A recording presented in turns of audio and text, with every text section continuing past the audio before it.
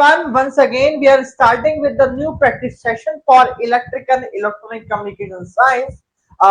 इस particular session के अंदर हम इलेक्ट्रिकल का पोर्शन ज्यादा टच करेंगे with respect to electrical network and magnetic circuit. So without any time wasting we will starting this particular practice session, जहां पर कि पहला क्वेश्चन हम एक इलेक्ट्रिकल रेजिस्टेंस हम पार्ट से ले रहे हैं. एक बहुत छोटा सा क्वेश्चन है. इसे बोला है कि तुम्हारे पास एक छोटी सी स्ट्रिप है that is contain of copper. इसका क्रॉस सेक्शन एरिया जिसकी रेजिस्टेंस आपको दे दिया है 2 ओम. A metal of a resistivity twice that of copper is coated on the upper surface to thickness is equal to that of copper strip. The resistance of composite strip will be. आपको बोला है कि normal जो आपके पास में एक resistance है उसका कॉपर का, उसकी रेजिस्टेंस आपको दे रखा है 2 ओम. ओके. अब भी बोला है कि एक मेटल ले लिया आप लोगों ने, ठीक है, जिसकी रेजिस्टिविटी ट्वाइस है आपके पास में. It is twice of resistivity with respect to the copper. पहली चीज, and is coated on upper surface of thickness equal to that of copper strip. और इसकी जो थिकनेस है, उसकी जो मोटाई है, वो हमने डबल कर दी है इस मेटल की मदद से. तो बेसिकली तौर पे हमें यहाँ पर पता करना है कि नया जो मेरे पास मटेरियल है उसकी रेजिस्टेंस की वैल्यू क्या होगी. ओके. तो हमारे पास फॉर्मूला है rho equal to L by ए. ठीक है, ये हमारे पास बेसिक फॉर्मूला हमारे पास से पड़ता है.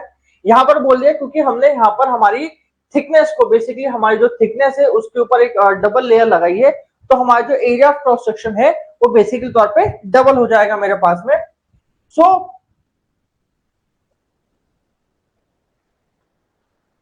ठीक, तो यहां से हम बात करेंगे कि ठीक है, न्यू मेटल का रेजिस्टेंस की बात करें तो म्यू एम लेंथ सेम है हमारे पास में, और एरिया ऑफ क्रॉस सेक्शन नए मटेरियल की हम बात करें यहाँ पर हम लोग. तो प्रीवियसली बात करें हमारे पास कि इसको हम डिवीजन रखें हमारे रेजिस्टिव कॉपर की, जो हमारे पास उसके रेजिस्टेंस है, तो रो उसका कॉपर का एल और एरिया कॉपर का, इस तरह से एक बना ले. यहाँ पर हम लोग दोनों को डिवीजन में रखें. इक्वेशन 1 और इक्वेशन 2 को आपस में डिवीजन में रखो. R of M upon R of copper, ठीक है, rho of M upon rho of copper, L upon L multiply by A of M upon, sorry, A of copper ऊपर आएगा, ए ऑफ सी नीचे आएगा, कॉपर नीचे और एम नीचे आएगा. इससे एल कट जाएगा मेरे पास में यहाँ पर. और मुझे यहाँ से रिलेशन मालूम है rho M upon rho of copper की, यहाँ से वैल्यू मालूम है मुझे 2, यहाँ से लिख दिया 2 मेरे पास में वैल्यू है. और यहाँ पर इसका रेशो कितना है एरिया दोनों के बीच का. तो हमें एक चीज में मालूम है कि हमने बेसिकली तौर पे नया जो मटेरियल है उसकी हमने थिकनेस को डबल कर दिया बेसिकली तौर के ऊपर with respect to copper. ACU, sorry, AM is double of copper. तो यहां से AM अपॉन कॉपर की हम बात करें तो यहां से हमें मिलेगा कि sir A copper upon AM की जो मेरे पास वैल्यू है डेट इज 1/2 हो जाएगी मेरे पास में. डेट इज 1/2, 2 से 2 कट हो जाएगा. So something twice copper is coated on the surface. Okay. Upper surface, a metal of resistive that of copper is coated on the upper surface to the thickness equal to the copper strip. तो हम जब copper strip की terminal की बात कर रहे हैं तो हम एरिया ऑफ क्रॉस सेक्शन को इक्वल करें. Sorry for that particular part.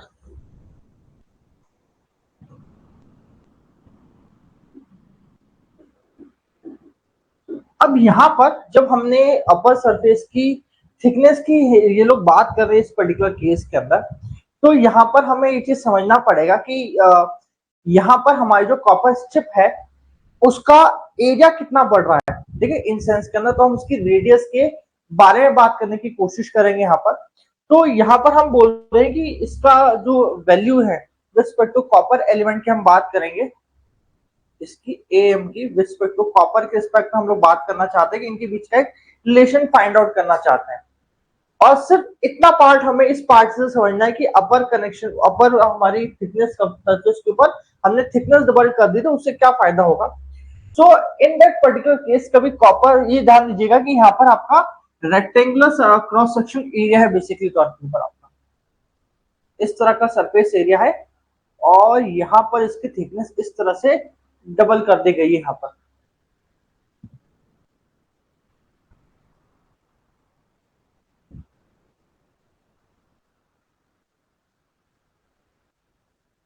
upper surface to a thickness equal to the copper strip, thickness equal है on the upper surface। Basically बोला है कि जितनी थिकनेस अभी बेसिकली नॉर्मली अभी जितना थिक, जितना मोटाई अभी कॉपर स्ट्रिप की है उतना ही मोटाई का ऊपर के ऊपर हमने लेट अस जूम कि यहाँ पर जो इसकी थिकनेस है यहाँ पर कभी ऐसा होगा डायरेक्टली ये 1/2 हमारा डबल हो जाएगा डबल स्ट्रिप की। यह बोल रहा है कि जितनी थिकनेस यहाँ पर है मेरे पास में, ये थिकनेस जितनी मेरे पास में है उतना ही थिक मैंने इसके ऊपर एक और प्लेटिंग लगा रखी है इसकी मेटल की। ये बोला है जितना मोटाई अंदर से है उतना ही मोटा मैंने यहाँ पर बाहर की तरफ उसको लगा रखा है।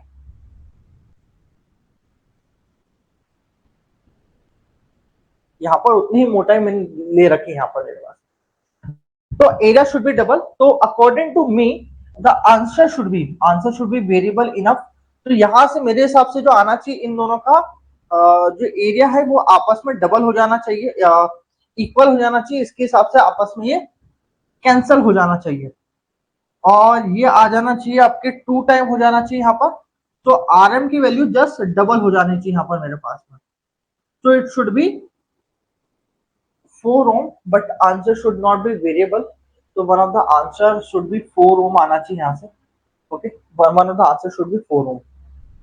ओके, एक बहुत छोटा क्वेश्चन है, इट इज बेसिकली तौर पे इट इज रेसिप्रोसिटी का क्वेश्चन है जहां पर कि आपको इनपुट अपॉन आउटपुट का रेशो हमें कांस्टेंट मान के चलना है यहाँ पर मेरे पास में। तो यहाँ पर बोला है कि मेरे सिस्टम का जो इनपुट है रेसिप्रोसिटी थ्योरम में कहती है कि आपका जो इनपुट अपॉन जो आउटपुट है किसी पर्टिकुलर ब्रांच में वो आपका कांस्टेंट थ्रू आउट होना चाहिए। तो एक तरह का इनपुट आपको यहाँ पर दे दिया है 5 sin ओमेगा टी और आउटपुट आपको यहां से दे दिया है 10 cos ओमेगा टी। अब बोला है कि सेम जगह के ऊपर कभी यहाँ पर इसका रेशो देखो इनपुट अपॉन आउटपुट का, इसके रेशो की चर्चा करो तो हो जाएगा 1/2 10 ओमेगा टी। कुछ इस तरह से आपका रेशो आएगा इनपुट और आउटपुट का जिसको मैं कांस्टेंट मान के चल रहा है यहाँ पर बेसिकली तौर पर। हम बोल रहे हैं कि ये रेशो आपस में हमारा इक्वल होना चाहिए according to reciprocity theorem.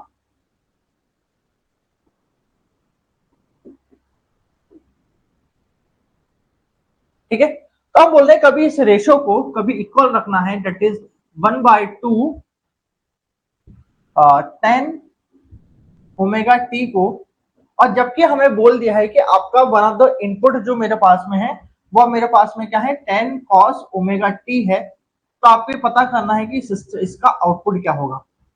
So output should be 20 cos of omega T and नीचे की तरफ आएगा 10 ऑफ ओमेगा टी। ठीक है, सो ये हो जाएगा 20 and 20 cos omega T sin upon cos upon sin sin upon cos sin। The output correspond to input 10 sum will be, output की वैल्यू बतानी है, इनपुट 5 है आउटपुट 10 है मेरे पास में 1/2 का दे रखा है 10 omega T. It is great, यहाँ से कुछ गलती हो रही है मेरे पास में 20 आना चाहिए मगर इसके पास में cos ऑफ ओमेगा टी, यहाँ कुछ गलती आ रही है, यहाँ कुछ cos आना चाहिए था, हाँ गलती हो रही है मेरे पास में इनपुट अपॉन आउटपुट 1/2, यहाँ कुछ गलती हो रही है। थिकनेस की हम लोग बात कर रहे हैं कि थिकनेस दोनों के आपस में सेम है, उसके हिसाब से हम लोगों ने बातचीत करी है कि उसका डबल हो चुका है इनपुट एंड आउटपुट। इस हाफ, इसका cos स्क्वायर ओमेगा टी कैसे चलेगा? There should be line underline something wrong, गलत हो रहा है। Output upon input, wait wait wait wait 1 minute, wait wait wait. And input of 5 sin omega T यहाँ पर आपको दे रखा है, प्रोड्यूस एन आउटपुट। तो इनपुट तो सही लिखा हम लोगों ने 5 sin ओमेगा टी, और हमने आउटपुट की वैल्यू भी सेम रख रखी है 10 cos ओमेगा टी। कभी यहाँ पर मैं इनपुट अपॉन आउटपुट के रेशियो की बात करूं यहाँ पर मैं, तो 5 अपॉन साइन ओमेगा टी जाएगा और नीचे जाएगा 10 अपॉन कॉस ओमेगा टी जाएगा। सो ये हो जाएगा 1/2 साइन अपॉन कॉस होता है 10 कॉस ओमेगा टी। ओके, अब इस रेशियो को मुझे कॉमन रखना है, 1/2 10 ओमेगा टी को, then output corresponding to the input, output corresponding to the input 10 cos omega will be। अब ये प्रिसिशन की बात हो रही कि इनपुट दे रखा है कि आउटपुट दे रखा है। It is half of sine omega T upon cos omega T. It is input will be find out, तो ये हो जाएगा 10 cos omega T. It should be wrong, cos से cos कैंसल, 5। ओके, तो यहाँ पर आपको बेसिकली आउटपुट की वैल्यू दे दी है, तो यहाँ से आपको पूछा है कि what should be the input, then it should be 5, cos to cos cancel, and it should be 5 of sin omega t। कुछ ऑप्शंस में गलती दी गई है यहाँ पर, something should be wrong, so answer should be +5 sin omega t। There should be something wrong. It is one of the question from RRBG. Something should be wrong. Okay, input output का ratio same होना चाहिए, कुछ यहाँ पर डिससिमिलरिटीज है मेरे पास। चलिए, एक और क्वेश्चन है मेरे पास में यहाँ पर। एक सेकेंडरी वाइंडिंग है जो यहाँ पर गिवन है आइडियल ट्रांसफॉर्मर के। आइडियल ट्रांसफॉर्मर बेसिकली कहता है कि यहाँ पर किसी भी तरह का रेजिस्टिव या इंडक्टिव लॉसेस आपके पास में सिस्टम में नहीं है। इस तरह के सिस्टम के अंदर आपका जितना वोल्टेज V1 यहाँ से हम दे रहे हैं, ठीक है, और यहाँ पर E1 कुछ वोल्टेज इंड्यूस हो रहा है, यहाँ पर वोल्टेज इंड्यूस E2 है, तो हम बोल रहे हैं कि हमारे पास कुछ फॉर्मूला है, E1 अपॉन E2 हमारा जो है वो N1 अपॉन N2 के बराबर है, जो कि I2 अपॉन I1 के बराबर होता है। ठीक है, ये हमारा ट्रांसफॉर्मेशन रेशियो होता है। इसके अंदर गिवन है तुम्हारे पास में कि इस कंडीशन के अंदर तुम्हारे 40 टर्न्स है, मतलब सेकेंडरी साइड के ऊपर तुम्हारे पास में 40 टर्न्स गिवन है तुम्हारे पास में। N2 की वैल्यू गिवन है, number of turns in primary winding for a maximum power to transfer 2 ohm resistance will be. तो आपको बोला है कि इस 2 ओम ब्रांच के अंदर that is called R load resistance, इसके अंदर कहीं तुम्हें मैक्सिमम पावर चाहिए होगी, तुम ये बताओ कि तुम्हें नंबर ऑफ प्राइमरी टर्न्स कितने होंगे, ये तुम्हें गिवन करना है यहाँ पर तुम्हारे पास। ठीक है, तो क्वेश्चन क्या है, थोड़ा डिफिकल्टी क्वेश्चन है। आपको यहाँ पर RL की वैल्यू दे दी है 2 ओम और बोला है कि इस समय के ऊपर आपका मैक्सिमम पावर ट्रांसफर हो रहा है।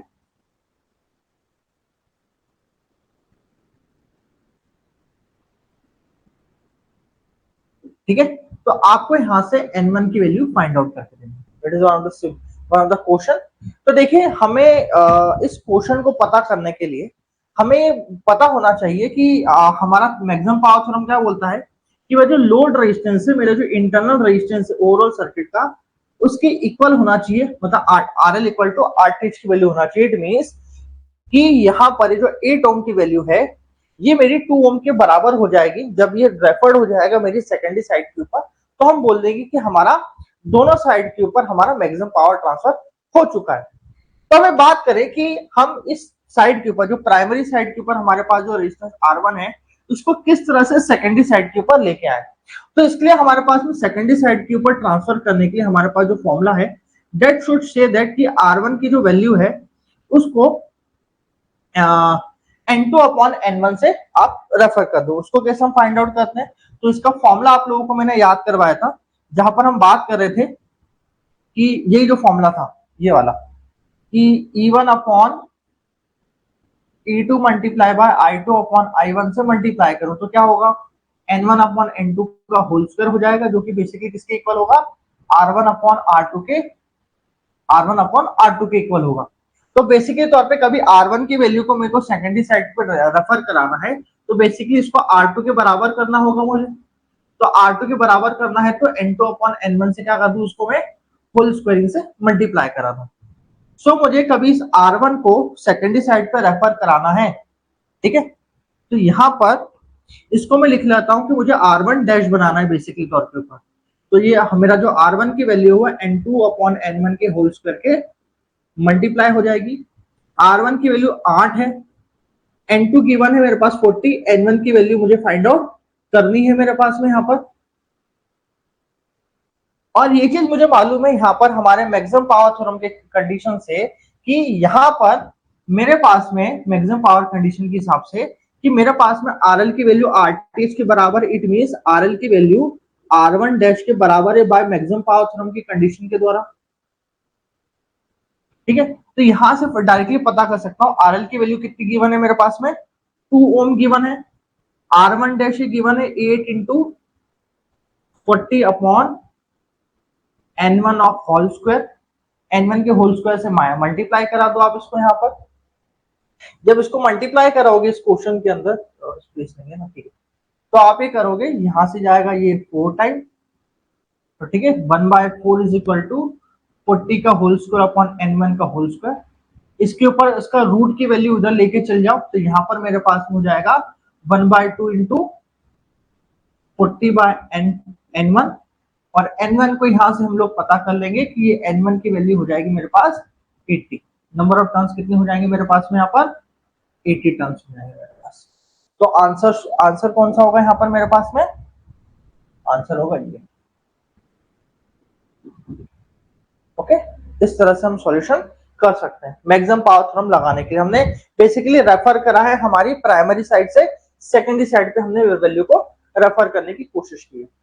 अगला क्वेश्चन है बहुत इंपॉर्टेंट, हमने जेनरल डायोड का इसे बहुत इंपॉर्टेंस दी है। तो एक क्वेश्चन पूछा है कि मेरा जो जेनरल डायोड है ये वर्क ऑन प्रिंसिपल, किस चीज पे ये वर्क करता है, टनलिंग के ऊपर करता है, नहीं, इस पर टनल डायोड करता है, थर्मो इमिशन पे काम करता है, diffusion of charge career across के करता है, ये कि हॉपिंग चार्ज के ऊपर मेरा काम करता है मेरा।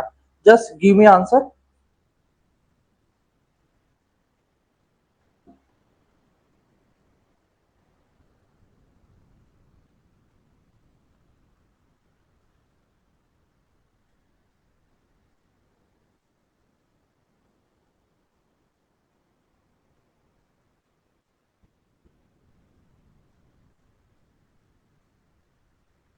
बताइए कौन सी चीज पे काम करता है ये,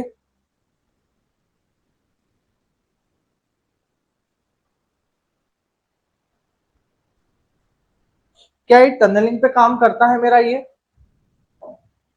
बताइए किस चीज पे काम करेगा मेरा ये, डिफ्यूजन प्रोसेस पे काम करता है, होपिंग पे करता है, थर्मो आयनिक इमिशन पे करता है। तो वन बाय वन एक एक चीज की बात करते हैं। What is mean by thermo ionic emission, it means कभी कोई आप कंडक्टर को बहुत ज्यादा हाई टेम्परेचर करते हो तो वहां से इलेक्ट्रॉन इमिट करते हैं, तो ये तो प्रिंसिपल नहीं हो सकता आपके पास में। Diffusion of charge career across the junction, कभी आप दो अलग अलग, कभी आप बहुत ज्यादा वोल्टेज अप्लाई करो एक साथ किसी चीज का डिफ्यूजन हो रहा हो तो प्रोसेस को हम डिफ्यूजन मेथड कहते हैं, ये भी नहीं है। हॉपिंग ऑफ चार्ज मेटल, एक दूसरे से उठा के कहीं एक दूसरे के पहुंचाना, high voltage carrier is a high voltage method, तो ये भी काम का नहीं है। It is doping, it is a doping of charge carrier, ये भी नहीं है। So option only one, that is tunneling of charge carrier, it will be one of the corrected answer. Okay, it is a doping. It is a doping one. No, no, it is not third. It is not third. It is not third. It is a tunneling. Diffusion process नहीं होती हमारे पास में।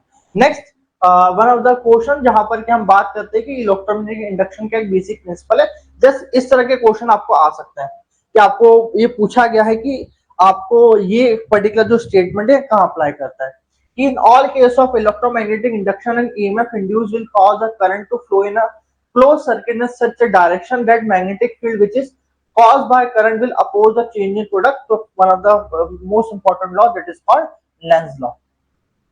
ठीक है, जो कि हम बोलते हैं कि करंट का डायरेक्शन पता उस चीज से करेंगे जहां पर कि हमारा वो करंट की डायरेक्शन को अपोज करेगा खुद के, मतलब मैग्नेटिक करंट उस डायरेक्शन में फ्लो करेगा जो कि उसको बनाने वाली मैग्नेटिक फील्ड का कर रहा है, वो अपोजिशन कर रहा है। अगला क्वेश्चन है कि ये बेसिकली तौर पे हमारा रेजिस्टेंस जो हमारा टेम्परेचर डिपेंडेंट करता है उसके बेस का क्वेश्चन है मेरे पास में यहाँ पर।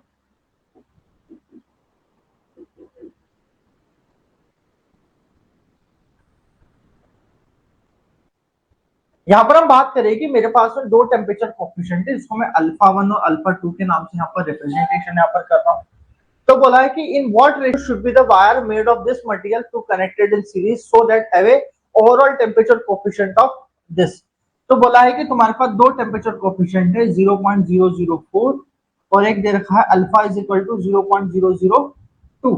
अब बोला है कि ये दोनों जो अलग अलग वायर्स हैं, ठीक है, इन what ratio the wire made, इनको किस तरह से हम सीरीज में लगाएं कि इनके द्वारा जो एक पर्टिकुलर एक जो हमारे पास सिंगल रेजिस्टेंस वायर बना है उसका ओवरऑल मेरे पास में जो अल्फा की वैल्यू वो मिल जाए मेरे पास में कितनी 0.02 मिल जाए। आपको ये बताना है कितना परसेंटेज आप दोनों का ले लोगे।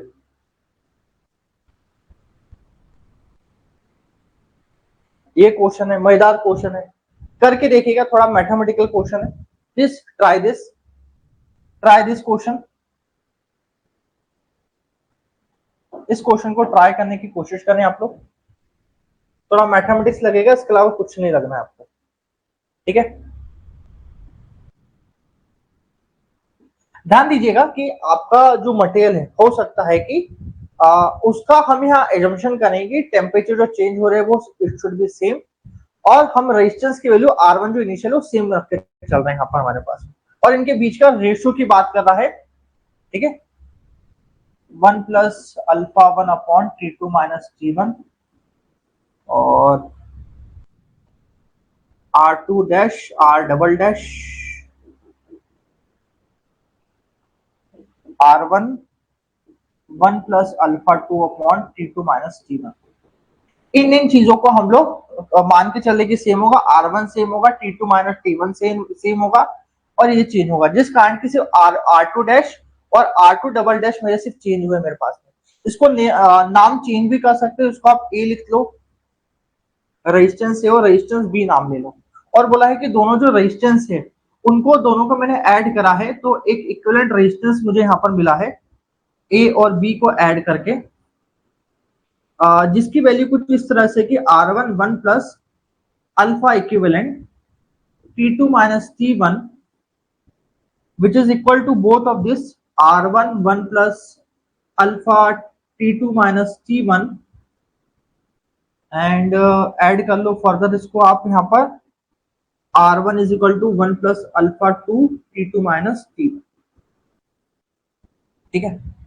इस तरह की कुछ वैल्यूज हैं, R1 की वैल्यू सब दूर से आप कैंसिल आउट कर सकते हो इस पर्टिकुलर इक्वेशन में आप लोग यहाँ पर, and then we will formulate another value, यहां से हो जाएगा 1 प्लस कुछ alpha equivalent T2 minus T1 and it is 1 plus alpha 1 T2 minus T1 plus 1 plus alpha 2 T2 minus T1। इस तरह का कुछ क्वेश्चन है आपके पास में, ओके।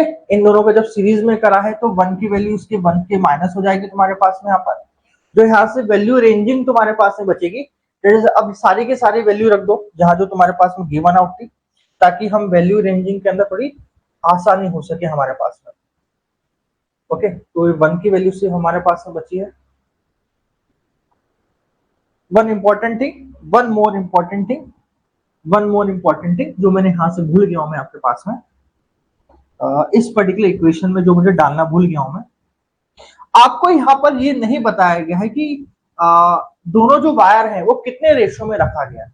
हम एज्यूम करके चल रहे हैं कि इनके जो वायर हैं, ठीक है, जो मटेरियल हमने इस्तेमाल किया है इन what ratio should the wire made of this material should be connected. तो मैं यहाँ पर जो R1 RA है, जो RB है, इनका रेशियो 1/x मान के चल रहा हूँ। ठीक है, the ratio should B 1/x के टर्म में मान के चल रहा हूँ, जहां पर कि मेरे पास में जो RB की वैल्यू है वो x/RA की टर्म में लिखाएगी यहाँ पर मेरे पास। ठीक है, इस तरह से मैं यहाँ पर रेशियो मान के चल रहा हूँ मेरे पास में यहाँ पर।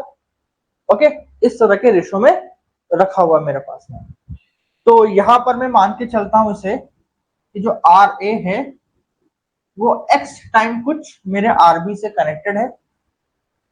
ठीक है, ये कुछ एक टुकड़ा है और x टाइम टुकड़ा मेरा किसका रखा हुआ, मेरे RB का रखा हुआ मेरे पास में यहाँ पर। कुछ इस तरह का रेशो में मान के चल रहा हूं। अभी इंस्टेंटली टॉर्क के ऊपर यहाँ पर मैं रखना स्टार्ट करें यहाँ पर वैल्यूज को, आप लोग यहाँ पर Rx is equal to RB। चलिए सॉल्व कर लेते हैं इसे हम लोग थोड़ा सा। सही लग रहा है ना क्वेश्चन का answer? RA RB x1/x। Okay, RA/RB cancel out हो जाएगा।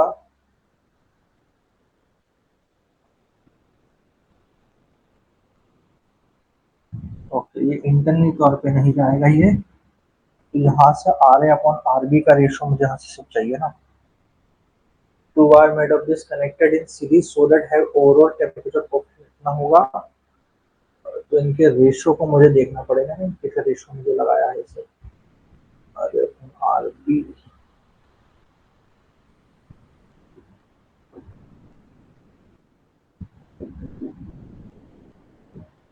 यहाँ से मुझे इस x की वैल्यू मुझे फाइंड आउट करनी है यहाँ पर। तो सारी वैल्यू को क्रॉस कट करने के पहले R equivalent is equal to R1 1 plus alpha 1/T2 minus T1 plus x R1 1 plus alpha T2 minus T1। ठीक है, और यहाँ से तुम्हारे पास में जैसे मैंने बताया था कि R1 की वैल्यू है 1 plus alpha equivalent upon T2 minus T1 के केस में R1 की वैल्यू सब दूर से कट आएगी, और मेरे पास में जो लास्ट इक्वेशन बचेगी that should be 1 plus alpha equivalent T2 minus T1 and it should be 1 plus alpha 1 T2 minus T1 and x जो अपना वैल्यू थी मेरे पास में x plus x alpha 2 upon T2 minus T1। Okay, 1 से 1 cancel again. यहाँ से वापस इक्वेशन को लिख देता हूँ मैं। Again I will write it down that equation, and then alpha equivalent की वैल्यू है 0.002। Okay, T2 minus T1 that is equal to alpha 1 0.04 T2 minus T1 x of 0.02 T2 minus T1 plus of x। कुछ इस तरह से question आएगा। सारे T2 minus T1 की values को सारी उठा के उस तरफ रख दो यहाँ पर आप लोग। तो यहाँ से मेरा आंसर आएगा, इधर जाएगा माइनस की वैल्यू 0.04, अच्छा 004 3 जीरो यहाँ पर 002 है, यहाँ पर 004 है। इधर जाएगा तो माइनस का 0.002 हो जाएगा मेरे पास में T2 माइनस T1। इधर x की टर्म में मेरे पास में वैल्यू आएगी 1 प्लस 0.0002 T2 माइनस T1, कुछ ऐसे टर्म आ जाएगी मेरे पास में यहाँ पर। इसकी वैल्यू को नीचे रखना पड़ेगा और x की वैल्यू फाइंड आउट करनी पड़ेगी यहाँ पर। T2 माइनस T1 कैसे जाएगा, a की वैल्यू जा सकती है ना, यहाँ से 1 का सफाइस लेना पड़ेगा।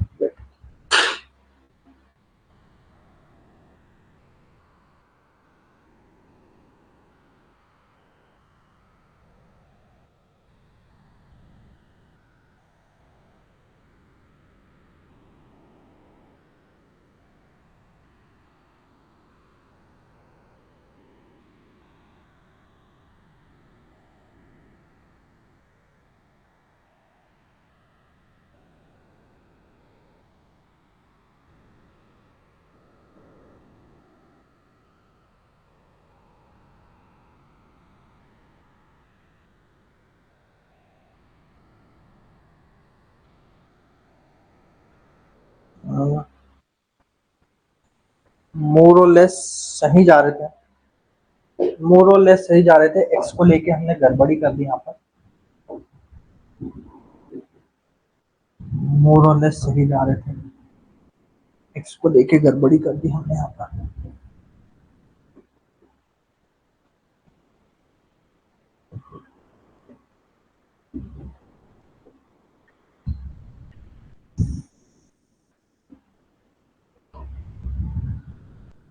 फिर भी दिक्कत तो आएगी 1 की वैल्यू की हमारे पास में।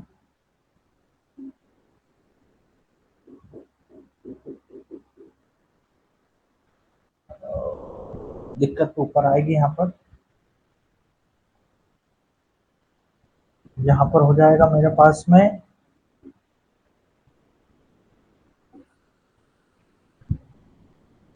0.4 और 0.2। तो यहाँ से जो आंसर निकलेगा 0.0042 T2 माइनस T1 प्लस 1। यहाँ से इसकी वैल्यू उधर जाएगी तो माइनस का हो जाएगा 0.0022। इसको माइनस करके देखते हैं।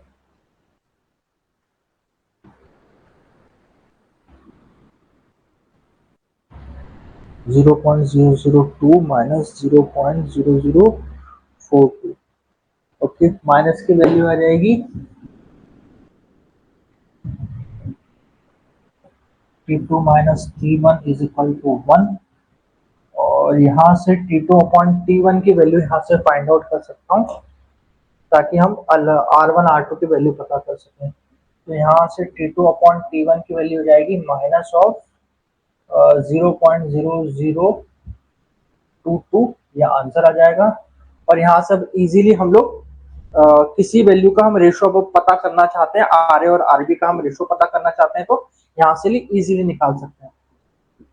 R A upon R B is equal to 1 plus alpha, alpha की वैल्यू हमें दे दी है 0.04 अपॉन T2 माइनस T1 की वैल्यू हमें दे दी है माइनस का 1 अपॉन 0.0022।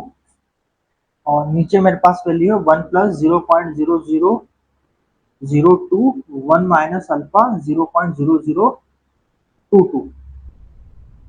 यहाँ से आप थोड़ा फाइंड आउट करना स्टार्ट करें तो यहाँ से हमारा रेशो इजीली निकल जाएगा। तो यहाँ से हम कभी वैल्यू को फाइंड आउट करेंगे, डिवीजन में रखेंगे, इसका आंसर निकालें यहाँ से हम लोग। So answer should B 0.04 multiply by 1 divided by 0.000, एक ही जीरो था, 1.022। ओके, माइनस ऑफ 1, तो ऊपर आ जाएगा 0.8181। और नीचे का रेशियो आएगा मेरे पास में 0.0002 डिवाइडेड बाय, सॉरी हाँ डिवाइड ही कर लेते हैं, डिवाइडेड बाय 0.0022 माइनस ऑफ 1 कर लेता हूँ मेरे पास में, तो आंसर आएगा 0.9090, कुछ आंसर आएगा R A upon R B का रेशो। सो माइनस से माइनस कैंसिल हो जाएगा मेरे पास में, और 0.8181 डिवाइडेड बाय 0.909090, तो आंसर आएगा 0.9 का, 0.9 आएगा बेसिकली तौर पे। 0.9 बोले तो 9/10 रेशियो हो जाएगा बेसिकली इन दोनों के बीच में। तो आंसर आएगा option number C, your solution. Okay, एक और क्वेश्चन है 2 वाट मीटर मेथड का, कि जहां पर बोला है कि 3 वाट मीटर में वन ऑफ द एक जीरो बता रहा है और एक पॉजिटिव की मैक्सिमम वैल्यू बता रहा है। Let the power factor should be, इसकी पावर फैक्टर की वैल्यू क्या होगी इस समय के ऊपर, ये बताना है आपको इस पर्टिकुलर क्वेश्चन के अंदर। ओके, तो find out the particular question. 2 watt meter method की हमारी याद करें कि हम लोगों ने इसके अंदर हमारा पावर फैक्टर के बेस के ऊपर हमने जो टेबल बनाई थी वो टेबल याद करनी पड़ेगी इस केस के अंदर हमारी। ओके, वो टेबल के अनुसार हमें बात करते हैं कि जो W1 और जो W2 है, ठीक है, वो हम जब 1 शुड बी पॉजिटिव,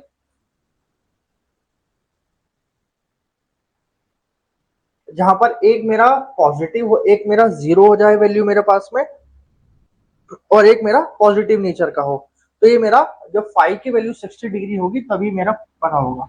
जब मेरी फाई की वैल्यू होगी 60 डिग्री, तो मेरा जो W1 है वो मेरा पॉजिटिव नेचर का हो जाएगा और W2 मेरा नेगेटिव नेचर का हो जाएगा। इन डेट cos 60 डिग्री कितना होता है मेरे पास में, cos 60 डिग्री कितना होता है मेरे पास में, तो cos 60 डिग्री की वैल्यू होती है मेरे पास में 0.5 की बात करते हैं, 0.5 पावर फैक्टर की बात करते हैं। It is your solution. कुछ और क्वेश्चन की बात करें कि एक सिंगल फेज ट्रांसफार्मर है जिसके हिस्टैरिसीस लॉसेस आपको गिवन है 200 वाट के, एडी करंट लॉस तुम्हें गिवन है 100 वाट का तुम्हारे पास में गिवन है। टोटल जो कोर लॉसेस है जिसको हम आयरन लॉस बोलते हैं वो तुम्हें फाइंड आउट करने हैं कितनी फ्रीक्वेंसी के ऊपर, 60 हर्ट्ज की फ्रीक्वेंसी पे तुम्हें चीज फाइंड आउट करनी है। ठीक है, जब तुम्हें 50 हर्ट्ज के ऑपरेशन के ऊपर operation single phase transformer losses तुम्हें दे रखे हैं तो तुम्हें बताना है कि कोर के लॉसेस 60 हर्ट्ज पे कितने होंगे। ये सब चीज कितनी फ्रीक्वेंसी पे इंडल्ज कर रहे थे, 50 हर्ट्ज पे काम कर रहे थे। तो जब नई फ्रीक्वेंसी F2 की वैल्यू है तब आपकी इसकी वैल्यू पता करनी है। तो इसका जो फॉर्मूला है, जो नॉर्मल फॉर्मूला है हमारे पास में इसके लिए आयरन लॉसेस के लिए, वो है AF प्लस BF का होल स्क्वायर। AF बेसिकली तौर पे हिस्टैरिसीस लॉस रिप्रेजेंटेशन करता है और BF की वैल्यू मेरी एडी करंट लॉस को रिप्रेजेंटेशन यहाँ पर करती है।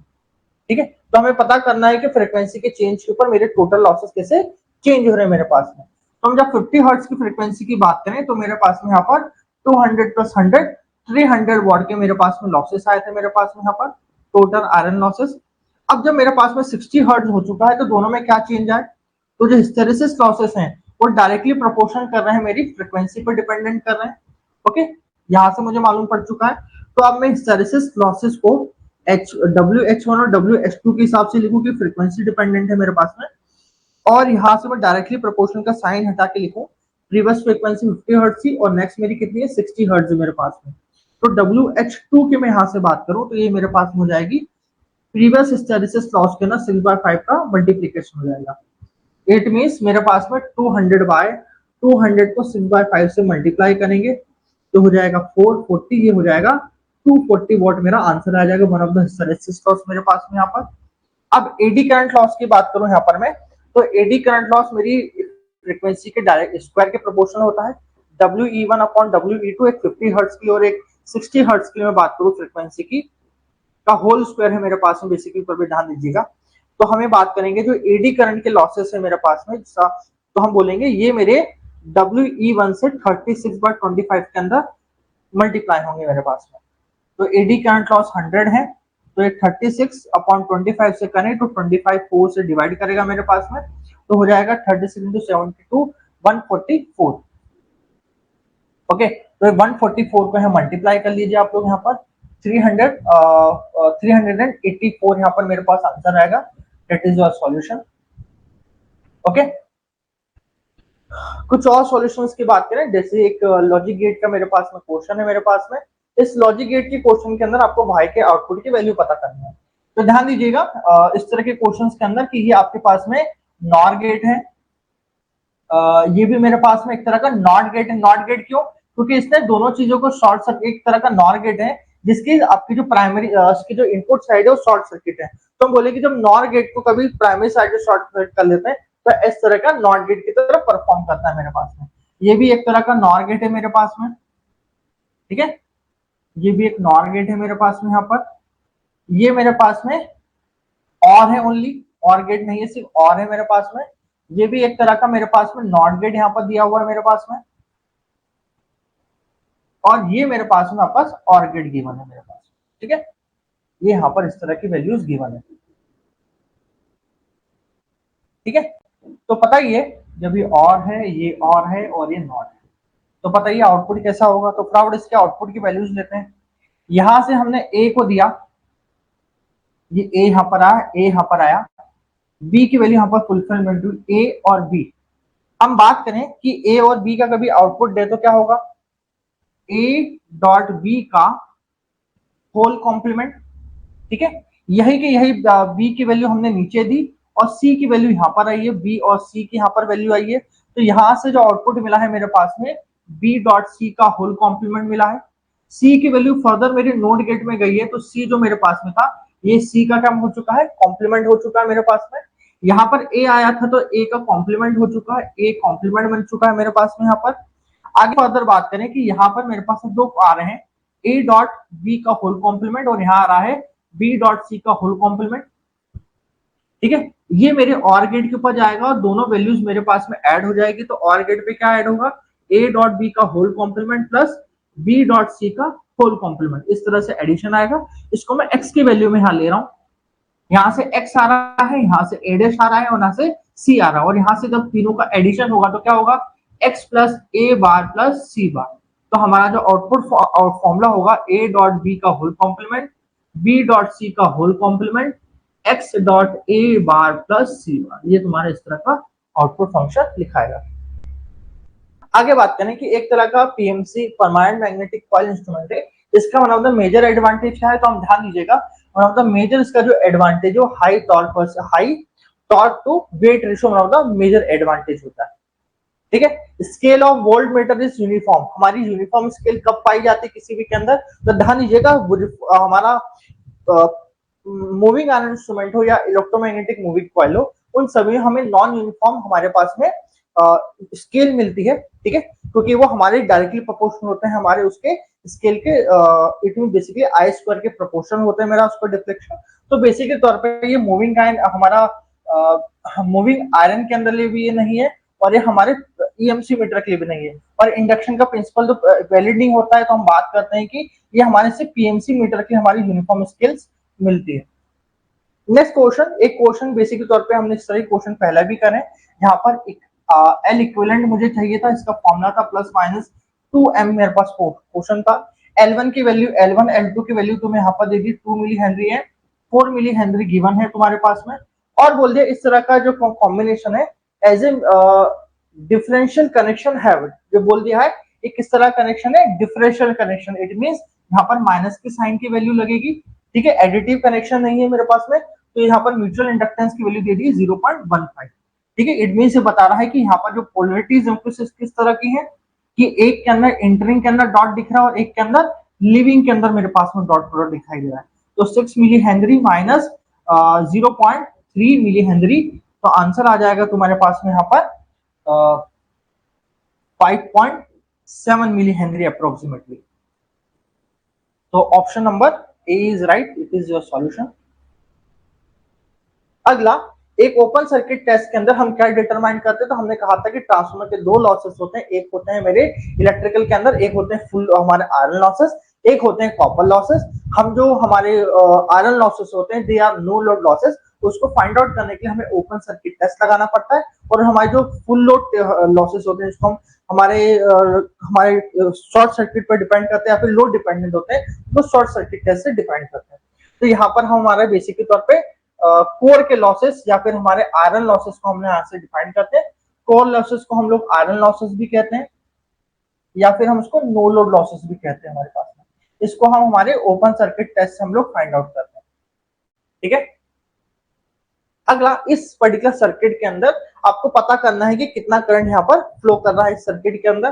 तो यहाँ पर आप कुछ नहीं करेंगे, देखिएगा इस क्वेश्चन के अंदर यहाँ पर जो वोल्टेज 100 वोल्ट है, बेसिकली तौर पे पैरेलल है मेरे 20 के, तो यहाँ पर कितना वोल्टेज आ रहा है, 100 वोल्ट आ रहा है। कभी यहाँ 100 वोल्ट है बेसिकली तौर के ऊपर, तो यहाँ करंट कितना फ्लो कर रहा है, अब ये बताइए यहाँ पर। तो हम बात करें इस पर्टिकुलर ब्रांच में करंट फ्लो करने की, तो 100/20, तो बेसिकली तौर पे 5 एम्पेयर का करंट यहाँ पर फ्लो कर रहा है बेसिकली तौर पे। कभी इस ब्रांच के अंदर 5 एम्पेयर का करंट फ्लो कर रहा है और यहाँ पर कोई भी वोल्टेज नहीं जा रहा है, तो what should be the current flowing in this particular branch, ये आपको यहाँ पर पता करना है। तो चलिए पता करते हैं यहाँ पर हम लोग। तो यहाँ पर यह हमें मालूम है कि यहाँ वोल्टेज कितना लगा है, 100 वोल्ट लगा है। तो कभी करंट आई की वैल्यू मुझे यहाँ से चाहिए। ठीक है, ध्यान दीजिएगा, कभी यहाँ से कभी बोल रखा है कि यहाँ पर मेरे पास में 100 वोल्ट अप्लाई है, उसके मीन यहाँ का जो नोड वोल्टेज 100 है, तो हमें कभी यहाँ पर करंट की वैल्यू चाहिए, तो फॉर्मूला क्या होगा, 100 माइनस 100 वोल्ट अपॉन रेजिस्टेंस की वैल्यू 30 है इक्वल टू करंट की वैल्यू आ जाएगी। तो यहाँ से 100 माइनस 100 की वैल्यू कितनी हो जाएगी, 0। तो हमारा option number A is right, that is 0 current यहाँ से फ्लो होगा। ठीक है, यहाँ पर करंट कितना फ्लो होगा, 0 करंट फ्लो होगा इस पर्टिकुलर ब्रांच के अंदर। Is one of the important question जो कि पूछे जाते हैं हमारे छोटे छोटे क्वेश्चन। एक हमारा बल्ब कनेक्शन रूपी क्वेश्चन है, जहां पर बोला है कि एक बल्ब है जिसकी रेटिंग आपके पास में गिवन है, मेरे पास में यहाँ पर दैट इज 220 वोल्ट 200 वोल्ट का एक बल्ब है, एंड 200 वोल्ट ये कनेक्टेड है सीरीज के अंदर एक और बल्ब से जिसकी रेटिंग है 220 वोल्ट 100 वोल्ट, एक और बल्ब है मेरे पास में, ये कनेक्टेड सीरीज में है, ये अक्रॉस सप्लाई ऑफ 220 वोल्ट के अंदर ये सप्लाई के अंदर कनेक्टेड है। तो पावर कंज्यूम बाय देम, दोनों के अक्रॉस जो पावर कंज्यूम होगा वो कितना होगा। ठीक है, ये चीज आपको यहाँ पर पता करनी है यहाँ पर। तो इस सर्किट के अंदर कभी नॉर्मली कई लोग इसके डायरेक्टली बहुत सारे शॉर्टकट देते हैं कि सर ऐसा करो कि सीरीज में है तो डायरेक्टली इसको 200 प्लस 100 कर लो 300 हो 300 वोल्ट, कई लोग डायरेक्टली शॉर्टकट बताते हैं कि sir PT is equal to P one plus P two कर लेना। मगर क्या ये ऐसा अवेलेबिलिटी है, क्या इस तरह के क्वेश्चन में जहां वोल्टेज मेरा डिवाइड हो रहा है वहां पर क्या ये चीज हम कर सकते हैं, ये भी एक बहुत बड़ा क्वेश्चन है। तो इसके लिए हम सबसे पहले क्या करेंगे, दोनों जो बल्ब है बल्ब 1 और जो बल्ब 2 है, इन दोनों की वैल्यू रेजिस्टेंस फाइंड आउट करेंगे और इस चीज को हम लोग वेरीफाई करने की कोशिश करेंगे। तो मैं बात करें कि कभी फर्स्ट बल्ब का कभी रेजिस्टेंस की बात करूं तो हमारा जो फॉर्मूला है P is equal to V square by R, इस फॉर्मूले को अप्लाई करेंगे और रेजिस्टेंस की वैल्यू पता करेंगे बी स्क्वायर बाई टी से, जहां पर हमें रेटेड पावर और रेटेड वोल्टेज यहाँ पर गिवन है। तो यहां से हम बात करेंगे 220 अपॉन 200 का होल स्क्वायर, जो अप्रोक्सीमेटली आएगा मेरे पास में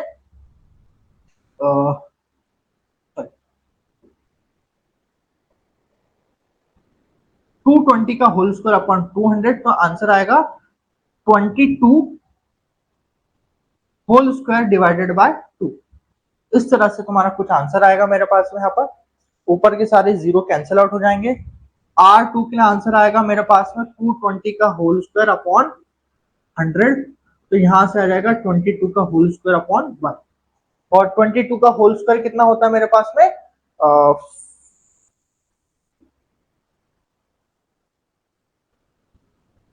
484, ये हो जाएगा 484, ये हो जाएगा और ये हो जाएगा 242। ये मेरे पास में दो रेजिस्टेंस की वैल्यू आ चुकी है R1 R2 की। जब भी 220 वोल्ट में यहाँ पर अप्लाई कर रहा हूं तो टोटल यहाँ पर इस पर्टिकुलर सर्किट में करंट कितना फ्लो होगा, अब ये पता कर लेते हैं। तो करंट फ्लो पता करने के लिए V का I इक्वल टू V बाई R की वैल्यू पड़ेगी। R is basically total resistance, कि इसका रेजिस्टेंस और इसका रेजिस्टेंस ऐड कर देंगे क्योंकि इक्विवेलेंट रेजिस्टेंस मुझे चाहिए। वोल्टेज 220 मैंने अप्लाई करा है यहाँ पर मेरे पास में, इक्विवेलेंट रेजिस्टेंस आ जाएगा 242 upon 484, that is 220 upon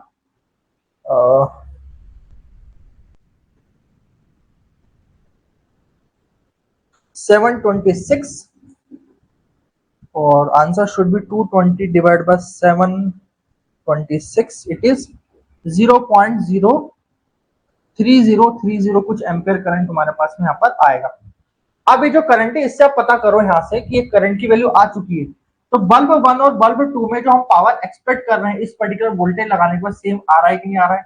formula क्या होगा, आई स्क्वायर आर, करंट की वैल्यू मालूम है 0.3030, इसको पहले तो मल्टीप्लाई करो हम पहले वाले रेजिस्टेंस से 242 से, और यहां पर मल्टीप्लाई करो 0.3030 के होल स्क्वायर को किससे 484 से, तो फाइंड आउट द रिजल्ट की क्या सेम है, इज इट सेम।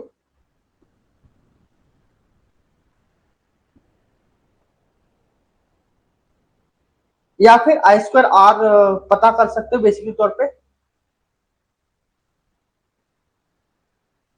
इतना करने के बजाय एक और तरीके से हम कर लेते हैं इसको।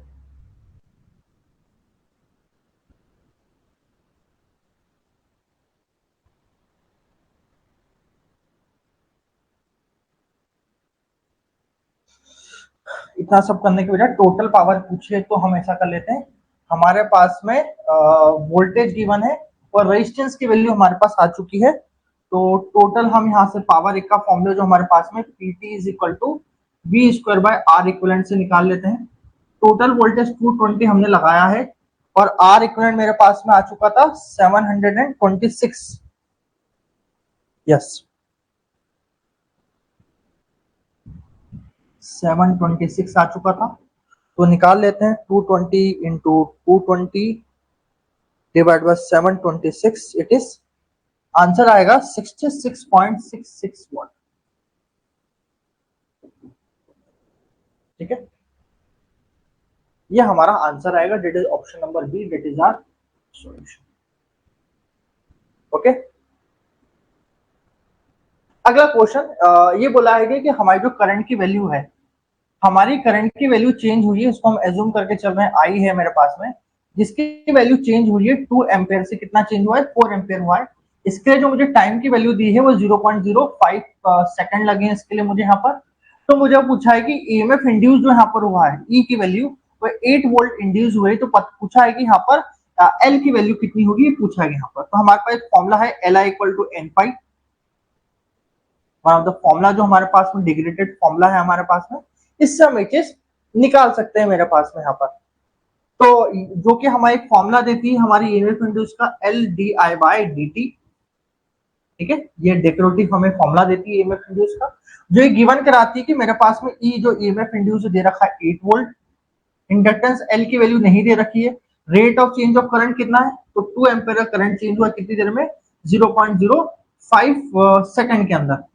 तो यहां से 2 कट हो जाएगा, 4 टाइम चल जाएगा, 4 इंटू 0.05 तो 5 इंटू 100 एल, तो ये हो जाएगा 20 इंटू 100, तो हो जाएगा L is equal to 0.2 henry. ठीक है, ये आ जाएगा तुम्हारा सॉल्यूशन।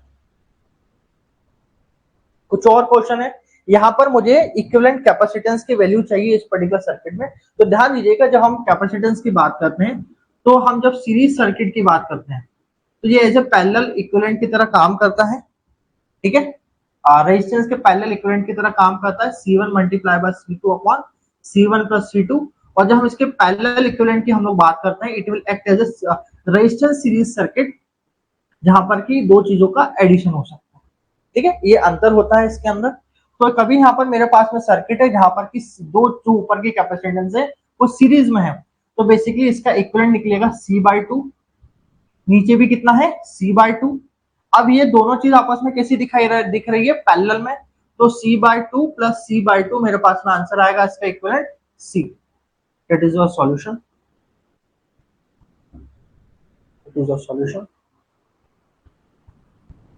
अगला एक मूविंग आयरन इंस्ट्रूमेंट का, मैंने इसको रेंज एक्सटेंशन का क्वेश्चन है मेरे पास में, जहां पर ये बोला गया है कि एक series resistance is required to read 250 volt, मतलब एक मेरे पास मीटर है, ठीक है, जिसकी रेंज है मेरे पास में 0 to 250 volt with moving iron instrument of internal resistance. इसका जो इंटरनल रेजिस्टेंस है इसका खुद का, उसकी वैल्यू है 2 ओम, और जो फुल स्केल डिफ्लेक्शन करंट है जो इससे पास हो सकता है वो है कितना है 50 मिली एम्पेयर करंट है, जो कि इससे पास आउट हो सकता है मैक्सिमम करंट इस पर्टिकुलर मीटर से। ठीक है, तो पूछा गया है कि कितना मैं यहाँ पर एक सीरीज रेजिस्टेंस की वैल्यू लगा दूं कि ये मेरा रेंज एक्सटेंड हो जाए। Series resistance required to read 0 to 250 volt with a moving iron instrument of internal resistance 2 ohm and full deflection current, इतने के साथ में कितना। तो यहाँ पर मुझे रेंज कितनी एक्सटेंड करनी है ओवरऑल मीटर के साथ में, यहाँ पर ये जो मीटर है इसकी रेंज कितनी एक्सटेंड करनी है मुझे यहाँ पर 0 to 250 वोल्ट तक इसकी रेंज को एक्सटेंड करना है मेरे पास। यहाँ पर मुझे जो एक्सटर्नल रेजिस्टेंस जो कि इसकी रेंज को एक्सटेंड करे उसकी वैल्यू निकालना है। तो डायरेक्टली फॉर्मूला है मेरे पास में Rm is equal to internal resistance. ठीक है, मैं बाहर का जो एक्सटर्नल रेजिस्टेंस है उसको ऐसा भी लिख सकते हैं हम लोग कि एक्सटर्नल रेजिस्टेंस निकालना है तो मीटर का resistance multiply by m-1, where m representation करता है मेरे वोल्टेज फैक्टर को, वेयर v जो ओवरऑल रेंज कितनी एक्सटेंड करना है मेरे पास में, और वी है मेरा मीटर का वोल्ट मीटर की इनिशियल रेंज कितनी थी मेरे पास में। तो अगर मैं इनिशियल रेंज की बात करूं तो यहाँ पर कितना वोल्टेज ड्रॉप हो रहा है, यहाँ पर 50 मिली एम्पेयर का करंट है मेरे पास, मतलब 0.05 एम्पेयर करंट मेरे पास में है, उसको मल्टीप्लाई करो 2 के साथ में, तो यहाँ पर आ जाएगा मेरे पास में 0.10, ठीक है, या फिर बोल सकते हैं 100 मिली वोल्ट का यहाँ पर मेरे पास में बेसिकली तौर पे मिली वोल्ट मेरे पास में यहाँ पर है मेरे पास में, ठीक है। तो इस चीज को हम लोग यहाँ पर रखें कि ये मेरे पास में क्या है, Vm की वैल्यू है, ये मेरे पास में मैक्सिमम वोल्टेज कितना मुझे चाहिए, यहाँ से 250 चाहिए, तो यहाँ से लिख सकते हैं यहाँ पर 250 डिवाइडेड बाय 100 मिली वोल्ट, तो 250 इंटू 1000 इंटू 100, जीरो से zero cancel, it is 2500। M की वैल्यू तुम्हारे पास आ चुकी है। आर एम की वैल्यू तुम्हें गिवन है 2 ओम, 2500 माइनस 1, तो यहाँ से रेजिस्टेंस की वैल्यू तुम्हें मालूम पड़ जाएगी यहाँ पर, that should be 2500 minus 1 multiply by 2, that is 4998, that is your solution. RM की एक्सटर्नल रेजिस्टेंस की वैल्यू आ चुकी है।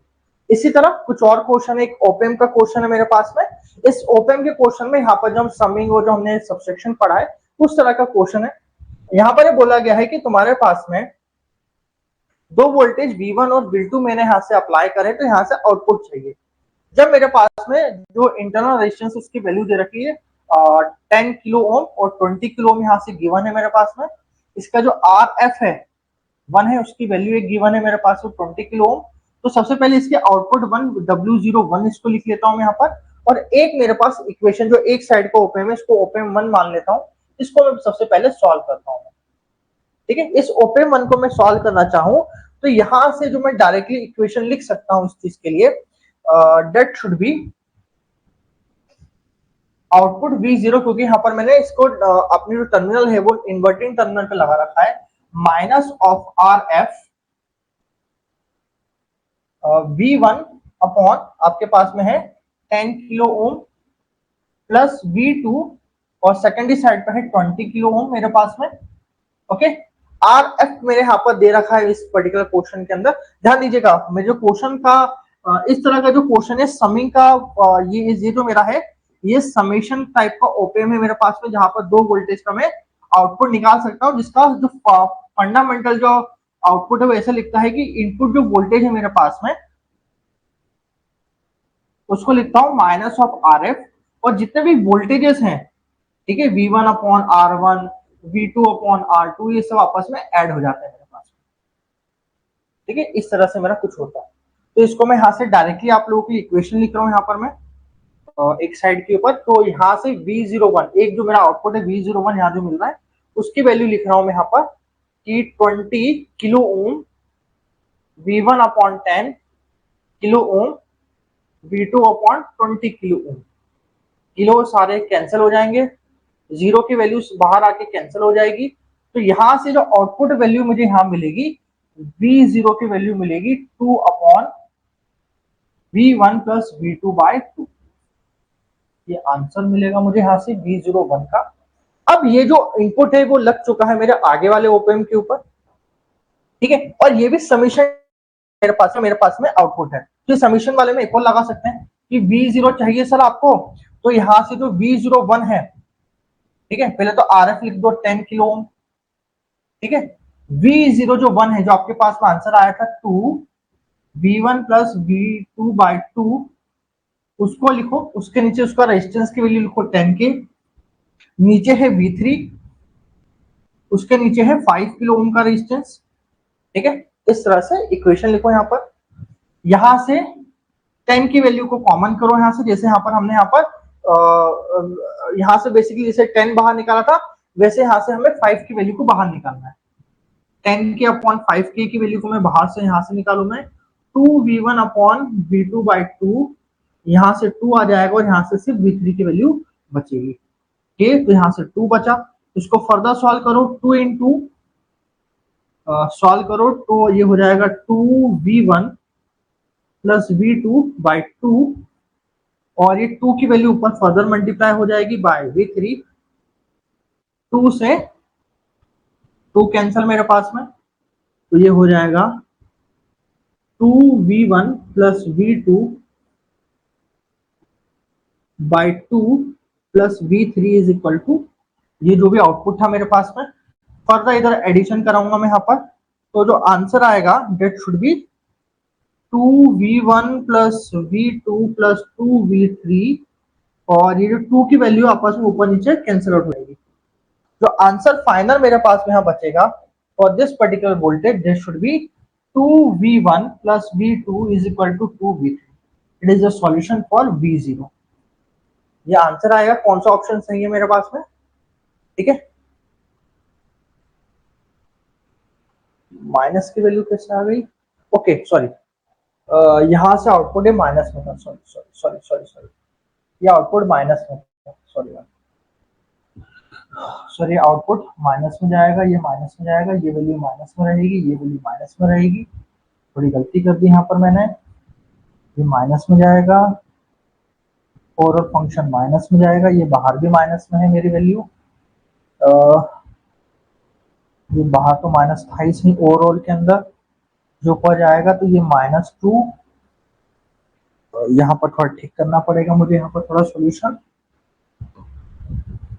यहाँ पर सॉल्यूशन ठीक करूंगा तो -2/2 हो जाएगा, अंदर हो जाएगा माइनस का 2v1 minus v2 plus 2v3, ये कैंसल, अंदर माइनस का साइन लेके जाऊं, फर्दर में इसको फाइनली सॉल्व करके देखूं, माइनस के अंदर जाके प्लस का 2v1 हो जाएगा, प्लस का v2 हो जाएगा, और माइनस का v3 हो जाएगा 2 के अंदर। It is a solution for v0।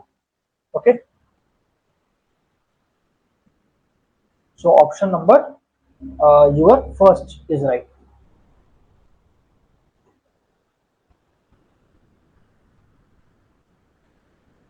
एक क्वेश्चन है तुम्हारा डायोड बेस, एक क्वेश्चन है तुम्हारे पास में, इस डायोड बेस क्वेश्चन में पूछा गया कि जब तुम्हारे पास में v1 की वैल्यू 8 वोल्ट यहाँ पर गिवन है और v2 की वैल्यू को तुम्हें कुछ भी वोल्टेज यहाँ पर नहीं दिया है बेसिक के तौर पे, तो डायोड विल एज्यूम करके चलना है कि आइडल डायोड, आइड मींस कभी इसके अक्रॉस में पॉजिटिव बायस लगा दिया है यहाँ पर, ठीक है, तो ये शॉर्ट सर्किट ऐसे काम कर रही है, कभी यहाँ पर नेगेटिव लगा दिया है तो ये ऐसे ओपन सर्किट काम करेगा मेरे पास में, ठीक है, मतलब इस तरह से काम करने वाला है।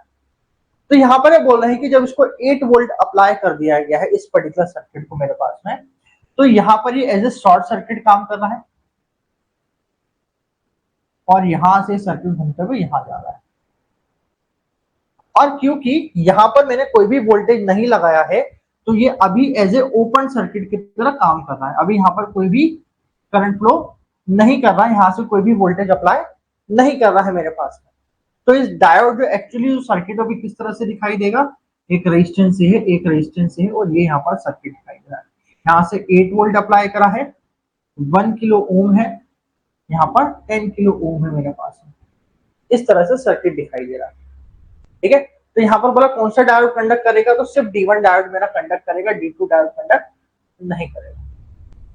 ओके, अगला एक क्वेश्चन वापस ओपेम का, it is one of the question from integrating circuits, जहां पर हमारा जो इंटीग्रेटिंग सर्किट की आउटपुट के जो फॉर्मूला होता है 1/RC is equal to integrating function है, तो हमें बात करते हैं इंटीग्रेटिंग ऑफ V1/dt, इस तरह का कुछ होता है मेरे पास में, ये हमारा फंक्शन आउटपुट होता है फॉर ओपेम। ओके, तो अब यहां से बात करें, इनपुट यहां से हमें दे रखा है 5 cos ओमेगा टी, आर की वैल्यू मुझे यहाँ पर दे रखी है आपको 2 मेगा ओम, सी की वैल्यू दे रखी है 1 इंटू 10⁻⁶ माइक्रो ओम, इनकी वैल्यू को पुट करो, V0 is equal to mega ohm micro ohm minus हो जाएंगे 2 इंटू 10⁻⁶, और ये हो जाएगा माइनस का 6, इंटीग्रेशन कराओ 5 के cos ओमेगा टी का मेरे डी ओमेगा टी के साथ में यहाँ पर, सो -6 से -6 कैंसल, तो आंसर जो मेरे पास में आएगा डेट इज 1/2, इंटीग्रेशन होगा कॉस का, तो ये हो जाएगा 5 का साइन ओमेगा टी, तो हो जाएगा 2.5 साइन ओमेगा टी, ये इंटीग्रेटिंग का तुम्हारा आउटपुट मिलेगा विथ माइनस के साइन, सॉरी विथ माइनस के साइन जो भूल जाता हूं मैं हर बार आपके पास में यहाँ पर, इस तरह कुछ आंसर आएगा, that is option number C. Okay, last question that is one of the question in the half wave rectifier का क्वेश्चन है। इस हाफ वेव रेक्टिफायर के अंदर बोला है कि तुम्हारा जो इनपुट वोल्टेज है वो 200 साइन ओमेगा टी है, ठीक है, और यहाँ पर मैंने ट्रांसफार्मर अप्लाई करा है। बोला है कि फॉरवर्ड रेजिस्टेंस जो डायोड का है वो 0 है, इट मींस हमने यहाँ पर एक आइडियल डायोड की हम लोग बातचीत कर रहे हैं यहाँ पर हम लोग। Okay, voltage shown in the input and output transformer, आपको इनपुट का और आउटपुट का आपको जो वोल्टेज है द डीसी वोल्टेज अक्रॉस 5 ओम, मतलब आपको बताना है कि यहाँ पर कितना आउटपुट वोल्टेज होगा, ये आपको पता करके बताना है। डीसी वोल्टेज इट मींस आपको एवरेज आउटपुट की वैल्यू चाहिए for a half wave, basically तौर पे हाफ वेव रेक्टिफायर है, ठीक है। जहां से हम कभी 200 ओम दे रहे हैं तो यहाँ पर सेकेंडरी साइड पे कितना वोल्टेज मिल रहा है, 5 साइन ओमेगा टी मिल रहा है। बस हमें इससे मतलब है, इस वाले इनपुट से मतलब है, इस वाले इनपुट से मतलब नहीं है मेरे पास में। जो 5 साइन ओमेगा टी है इससे हम मतलब रख सकते हैं। तो इस चीज से हमारा आउटपुट कितना बनेगा, अब ये बताना है आपको यहाँ पर, ठीक है। बताइए what should be the output. तो यहां से हमारा फॉर्मूला होता है V max अपॉन पाई, ये है मेरा फॉर्मूला होता है इन एनी पर्टिकुलर केस, ठीक है, कि जो मेरे पास जो आउटपुट वोल्टेज मिल रहा है उसके केस के अंदर हम कितना आउटपुट आगे वोल्टेज लगा पा रहे हैं, ठीक है। इसको हम इंटीग्रेट करके भी हम लोग देख सकते हैं, जो कि मैंने आपको इनिशियल चीजों के बारे में बात करा है। तो हम ध्यान दीजिए, यहाँ पर हमारा जो इनपुट वोल्टेज होगा हम इस केस की बात करेंगे जहां पर कि मैक्सिमम वोल्टेज कितना है, 5 है मेरे पास में यहाँ पर। ओके, यहाँ पर इतना वोल्टेज है, तो मैक्सिमम वोल्टेज 5 है, तो 5 बाय पाई मेरे पास आंसर आएगा, नॉट 200 बाय पाई, ठीक है। ये ध्यान दीजिएगा मेरे पास में, क्योंकि अब मेरे पास में जो सॉल्यूशन है वो मेरे इनपुट कितना है, 5 साइन ओमेगा टी है, तो आंसर हो जाएगा ये, because it is a question of half wave rectifier. Okay, that's it for okay, last question to be remaining for equivalent circuit diagram, जहां पर कि हमने सीरीज पैरेलल सर्किटरी सॉल्व करनी है हमें यहाँ पर, जहां बोला गया कि तीनों चीजें हमारी एक साथ पैरेलल में लगी है और इसके साथ में 100 ओम सीरीज में जा रहा है मेरे पास में। तो हमें बात करेंगे कि 1/50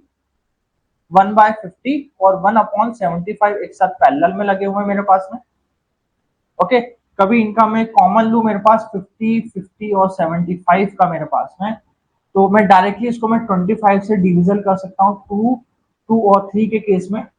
2 को कॉमन लू, 1 और 3 को मैं लू एक बार इसके अंदर, तो 5 3 75, 25 3 75, 75 2 150 मेरा कैरी बनेगा, तो 3 + 3 + 2 पैरेलल इक्विवेलेंट हम लोग बात करें तीनों का, तो मेरे पास में जो निकलेगा that is 628 upon 150, 1/R equivalent parallel circuit का, और बेसिकली तौर पे R इक्विवेलेंट पैरेलल का कितना निकला मेरे पास में, 150/8। इसको इसके कारण मुझे टोटल इक्विवेलेंट चाहिए, तो 150/8 को 100 से एडिशन करा दो, तो यहां से मुझे मिलेगा 150 + 800/8, डेट इज 950 करीब कुछ ओम का रेजिस्टेंस मिलेगा एज ए सॉल्यूशन के लिए। इसको रेक्टिफाई कर सकते हो फर्दर मोर, तो यहां से अप्रोक्सीमेटली आंसर जो तुम्हें यहां से मिलेगा 950 divided by 8, this is 118, that is your solution, 118.7. That's it, your solution should be 14। यहाँ पर हमने सारे सॉल्यूशन निकाल लिए हमारे क्वेश्चन के। That's it, thank you so much for today's lecture and for today's session।